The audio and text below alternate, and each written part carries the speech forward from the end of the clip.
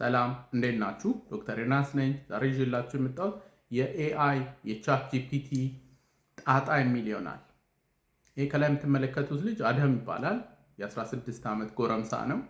አሜሪካዊ ነው እና ራሱን አጥፍቷል። ለዚህ ደግሞ ቤተሰቦቹ ቻት ጂፒቲን ከሰዋል። ነገሩ እንግዲህ አዳም ቻት ጂፒቲ ማንኛውም ሰው እንደምናደርገው ለቤት ስራ ኢሜል ለመጻፍ ምናምን ይጠቀም ነበር።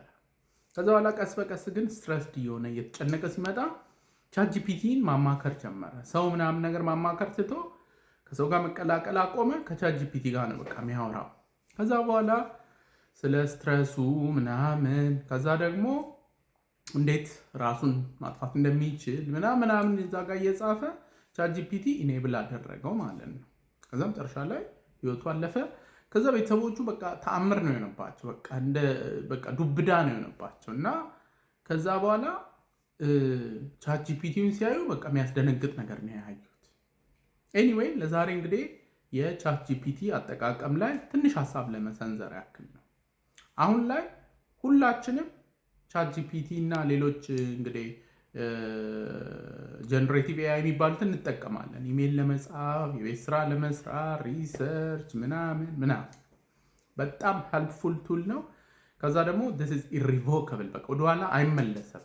አሁን በኋላ በጣም ብዙ እየተጠቀመ ነው የሚሄደው። ገጠር ወረዳ ምናምን ሁሉ ውስጥ መግባቱ አይቀርም እና ዓለም ወደዛ መሄዱ አይቀርም።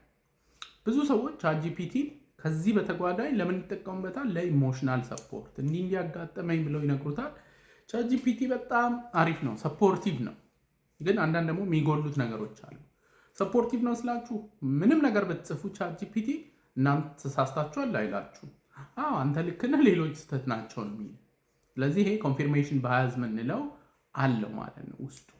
ሁለተኛው ልክ ሰው ይመስላል አንዳንዴ አነጋገሩ ፐርሰኒፋይድ የሆነ ሪስፖንስ ነው የሚሰጠው እና በጣም ይሄ በቃ ልክ የሆነ ሰው የምናወራ አይነት ነገር ስሜት ይፈጥርብናል። ግን ቻት ጂፒቲ የኮምፒውተር አልጎሪዝም እንደሆነ እንረሳለን። ከዛ ሌላኛው እንግዲህ ማወቅ የሚያስፈልገው ነገር እንደዚህ አይነት ጀነሬቲቭ ኤአይዎች የሚመሰረቱት ላርጅ ላንጉጅ ሞዴልስ ላይ ነው። ስለዚህ በኢንተርኔት ላይ ያሉ ጽሁፎችን ወስደው በሱ ላይ ተመስርተው ነው እና ኮምፒውተር ውስጥ እንግዲህ ጊጎ የሚባል ነገር አለ። ጋርቤጅን ጋርቤጅ አውት። የላንጉጅ ሞዴልስ ላይ ባያዚን ባያዝ አውት ነው።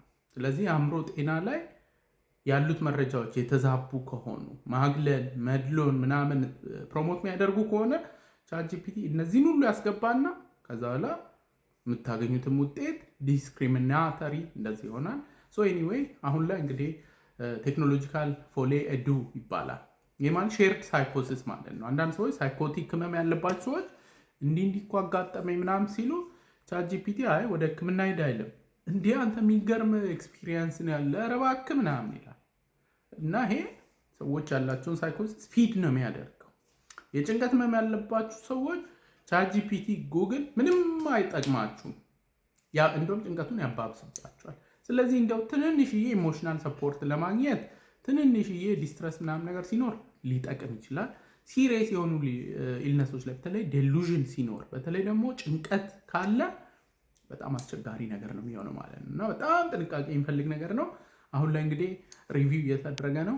ፖሲብሊ ሪሰርች አድርጌ ለአእምሮ ህመም ላለባቸው ሰዎች በባለሙያ የተሰሩ ጀነሬቲቭ ኤአይዎችን ሪኮመንድ አደርጋችኋለሁ።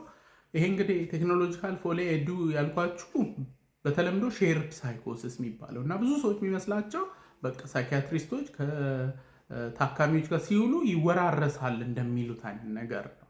ይሄ እንግዲህ በደንብ ስለ ሼርድ ሳይኮሲስ ካለማወቅ ነው። ሼርድ ሳይኮሲስ ማለት ሁለት ከሌሎች ሰዎች ተነጥለው የሚኖሩ ሰዎች አንደኛው ዶሚናንት ሆኖ ከታመመ ሌላኛው የእሱን የተዛቡ አስተሳሰቦች ሊገዛው ይችላል ማለት ነው እና በነ ቻት ጂፒቲ ዘመን እንግዲህ ሰዎች የተዛባ አስተሳሰባቸውን ሲያስገቡ ቻት ጂፒቲም ይተባበራቸዋል። አንድ ላይ ለሁለት ሼርድ ሳይኮሲስ ሊሆን ይችላል።